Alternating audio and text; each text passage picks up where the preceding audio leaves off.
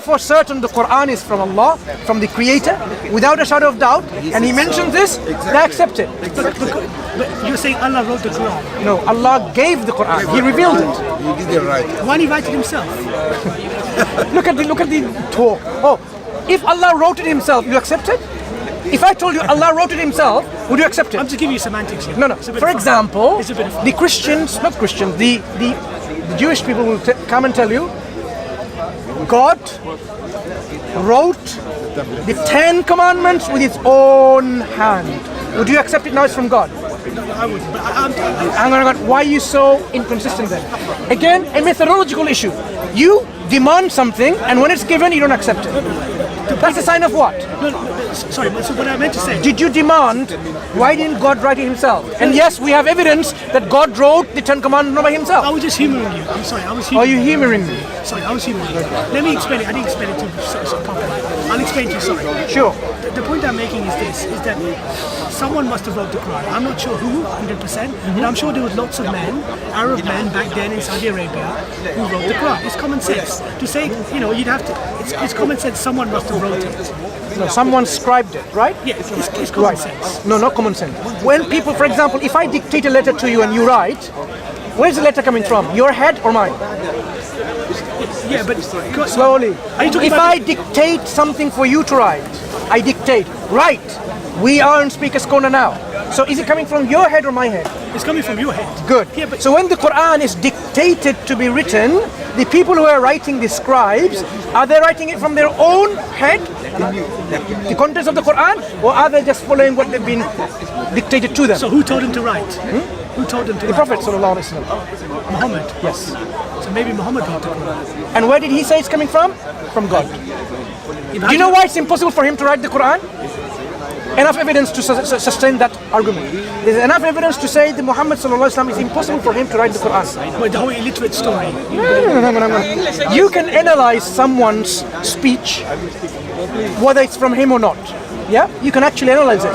The Quran is impossible to be speech of the Prophet Muhammad sallallahu alaihi wasallam, because we know his speech, which has been recorded in the hadith literature. Totally unique from the Quran. His style of talking totally is different. very different. What the Quran says is impossible for him to know as well. Impossible for him to know. How is it possible for him to know the underwater interoceanic waves? How did he know that? It's impossible for him to know. You have to have satellite go up there and look and then see, there are waves within the oceans, deep oceans, which are inside the oceans. How did you know that, living in a desert? So the whole I'm giving you one example. If you want, I can just give you, like shotgun example of 20, 30, 40 examples, and then you'll say like, that's too many. How did the Prophet living in a desert, on a desert, talk about interoceanic waves in deep oceans, which you can't see? You have to go up this space, and with your satellites, you can see them. So who wrote it then? Nobody wrote it. How did he know that? No Arabs could have known it. No other people at that time, in their time, could have known it. How was he able to describe a 21-day embryo of a human being which looks like a leech and acts like a leech? Morphologically and functionally. He probably had help from other Arabs. No one else could have known. 21 day, you can't see it with the naked eye. You can't see it. There was no microscope. Microscope was invented by Van Leeuwenhoek in 1673. And do you know what they said? They said the whole human being is like a miniature human being in a sperm like this. And we know that was false, but that's what they claim they've seen it. So you're saying Muhammad never lied? He's never lied? No, I'm saying these information I've given you 2 examples so far. If you keep on asking, I'm going to give you 2 more examples. Yeah, but how did he know this? He couldn't have known this.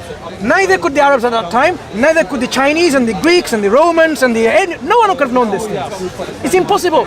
You need no script whatsoever. Can you see a bacteria with your naked eye? I'm asking you a serious question. Can you see a bacteria with your naked eye? Bacteria with my naked eye? Yeah, can you? No, I can't. You can't. So you need magnified tools that magnifies it, right? Without the magnification, without the tools that magnifies it, it's impossible for you to know what a bacteria looks like, for example.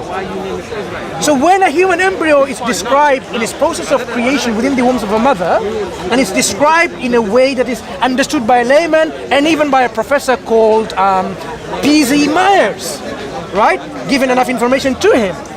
How is it possible that the Prophet ﷺ, being an illiterate person, living in Arabia, in a desert, with no science at that time, advanced as is today, have known this? Ask yourself this rational question. These information couldn't have been known at that time. So everything in the Quran you're saying is true? I am saying the information, these two information that I've given you, you have to rationally, scientifically, logically, intellectually justify. How did he know this? So the whole when he was in a cave and the angel came. Listen carefully, my friends. No, I'm asking you very fast. How did he know this? Either he knew it himself. Question to you. How did he know this? It's impossible for him to know. Without a satellite, without a microscope. Yeah, but there are lots of mistakes in the Quran. You know there is. The two examples I've given you, Just to give you an deal with it. If I tell you that there are roots of mountains, do you know mountains have roots? Have you seen it yourself? Foundations. Roots, autad. Have you seen the roots of a mountain? You haven't. Even if you dig up, you won't be able to see it. The Prophet ﷺ said, Allah made the mountains as autad, as pegs. Most of it is underground, a little bit is overground. We know this by sonography, sonars, that use beam the sonar, whatever you call it, and frequency comes back and say, there's the matter, all that time. But you don't. How did he know this? Okay, Mansur, I have to go, but I will say one But thing. you are not answering the question. Instead of dealing with the point, I need you're to go to saying, the toilet. what about... Okay, let's leave it. We'll talk again. But ask yourself, these three examples I've given, how was he able to know this? And you give me the evidence of Adam and Eve, and I will give you the answer. No, doesn't deal with need the to. question. He Deal with the doesn't question. I cannot give you an evidence yet. I can give you the tools how to prove or disprove it. But there is a chance it's a fantasy story. No. I don't buy that there's a chance. Why? Because I have firm conviction that the Quran is from God and God informs about that historical event.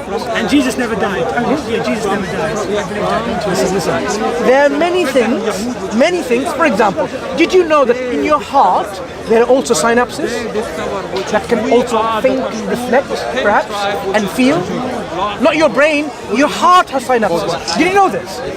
Before I told you. See, there's many things you don't know.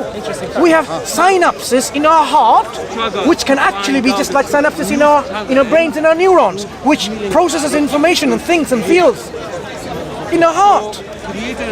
People didn't know. The Quran says, do they have hearts for which they don't, they don't, ponder and reflect? Now we realize today because we've discovered the synapses. Yeah? Take care, Salman. Go. We'll talk again another time. Let's pray Maghrib. Whoever hasn't prayed Maghrib.